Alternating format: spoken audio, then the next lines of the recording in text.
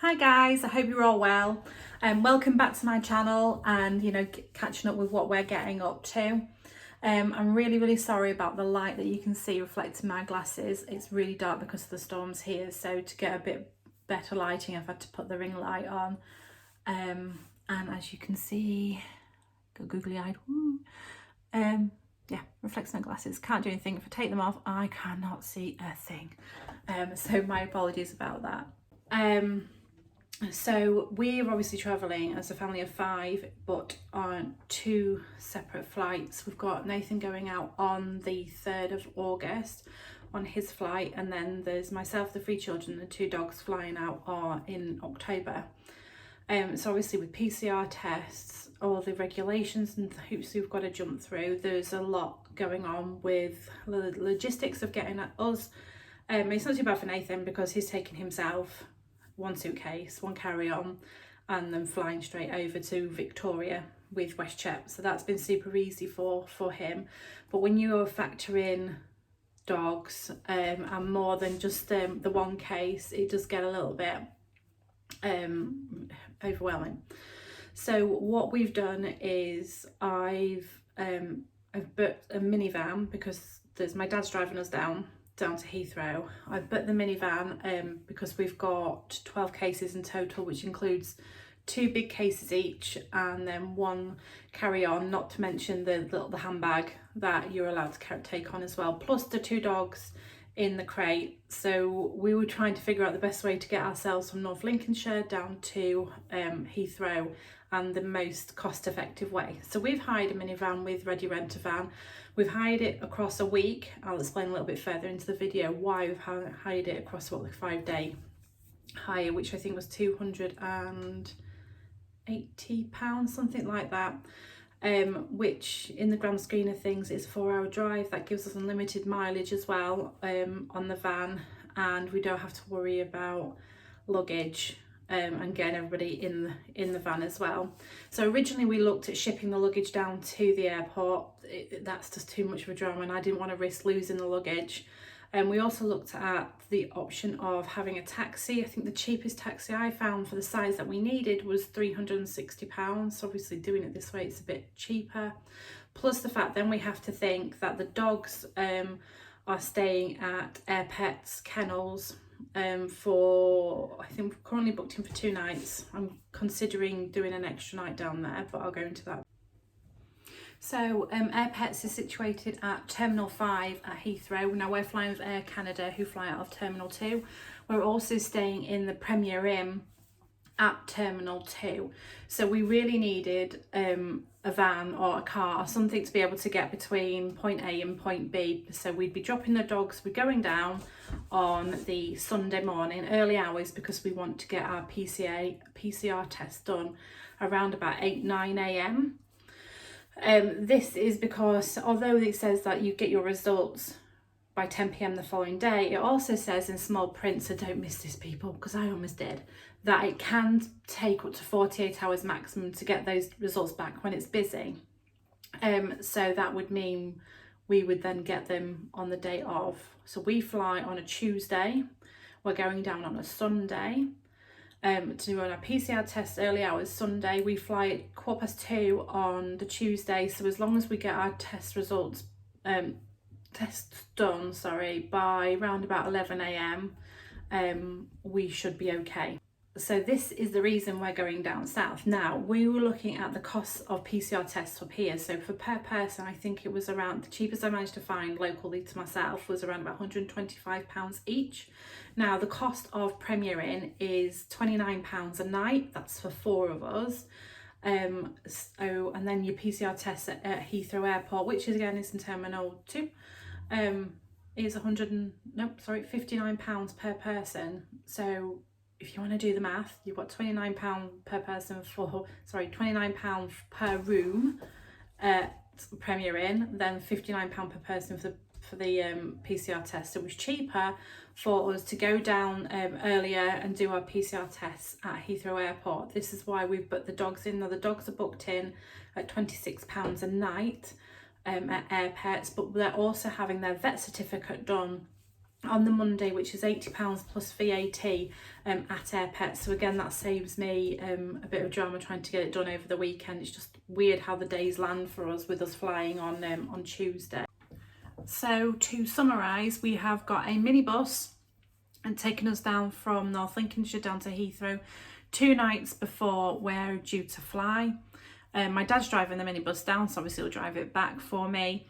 We'll have 12 suitcases, which includes 2 standard size, and then you've got your carry-on per person. We've then got a big dog crate because both dogs are flying in the same crate together. We're going down, dropping the dogs off at Air Pets, which is at Terminal 5, before going to our hotel at Terminal 2, parking up at the hotel. And then we'll go over to have our PCR test done early doors on the Sunday. This means that the test results will be back at the latest, because we're aiming for about 8 or 9 o'clock test timing. It would be then back at the earliest on the Tuesday by 8 or 9 a.m.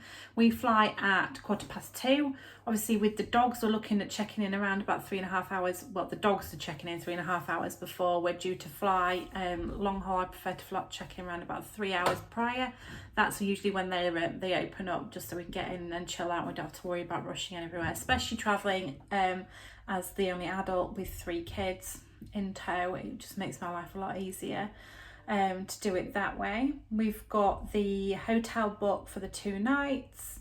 My mum and I think my sister is coming down as well, and we're going to spend a couple of nights there before we fly on, just to make life easy, less stressful. I've just figured it was easier going down a little bit early and cheaper, people. Cheaper. I've done our documentation now. I'll show you how I've done Nathan's. I found these amazing folders at Tesco's that you're about A4 size, but you can pull them out and there's like lots of little slips that you can put things in. So I put things in the order that he'll need them. I've told him to discard them as he doesn't need them. I've then put little tags on them to tell them what it is, so it's easy for him to find it. It just makes things flow so much easier once you get to the airport. You're not flapping around trying to find the right piece of paper.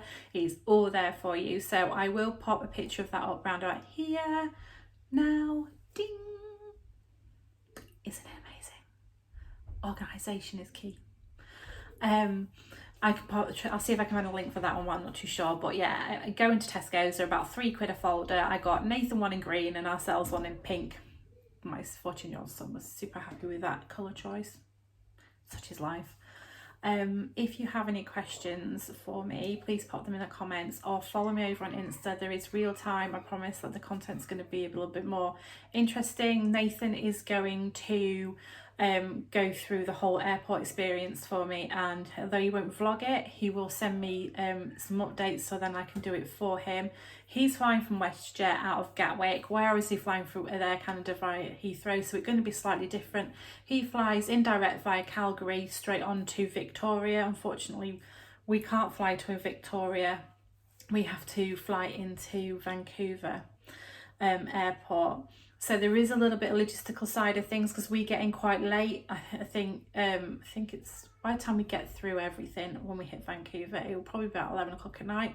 So we've actually booked a hotel for the night at Vancouver airport. My husband's then going to come over because there's a ferry across. It's about 90 minutes from Vancouver Island. He's going to come over and pick us up the following day and then take us our luggage and dogs back to our property in Souk, which I cannot wait for. Literally just can't wait for. The whole stressful situation will be done and dusted by then. So you obviously may have heard that you can do test to release once you get to Canada. So with Victoria you can, and Vancouver, you can book yourself in for your PCR test when you land there, which means that once your results come back, you don't have to quarantine for those 14 days. So we're going to be doing that one as well, so we're not held hostage at the property for that long. Luckily, Nathan's actually got a place to stay with work, so if we did need to quarantine, he's actually got that through till November anyway, so we've got a backup. So yeah, that's how we're doing things. If you'd like to know the hotel that we're staying on when we hit Vancouver, I found it through booking.com. It does allow dogs to stay there for anybody that's got dogs and are needing that situation. I'll find a link for that. I'll pop that down below as well. I don't think I missed anything, she says. Apart from, you know, as I said, I'll update you with what happens with Nathan. He's flying in direct via Calgary onto Victoria. I've asked him to time from when he gets off that plane in Calgary through to when he's back to the next gate after getting through immigration, just so we've got a real time of what goes on with you through immigration at the minute, because I'm panicking because my time stopover is 2 hours and 15 minutes now. Air Canada reckon that's long enough. I don't think so. Nathan's got almost 5 hours for his stopover. But flying with dogs, I've got to be careful because of the aeroplane. So I did ask Canada if we missed a flight, what would happen. They did say they'd find me another one, which, you know, is great. But they do apparently tend to get you off if they know that you're transiting. They tend to get off quicker than the others. Now, another one to watch out for people is currently Air Canada have been telling people before they go that your luggage transits through to the next flight for you. Some people have found that is not the case and have actually missed their following flight because they've had to collect and recheck their luggage. I'm going in October, so I'm hoping that situation has changed and the luggage follows through to the next flight, because they said if they had an hour and a half between their landing and their next flight, now they said if they didn't have to collect their luggage, they would have got through immigration and got to that next flight. So I'm praying to dear God that luggage goes through come October.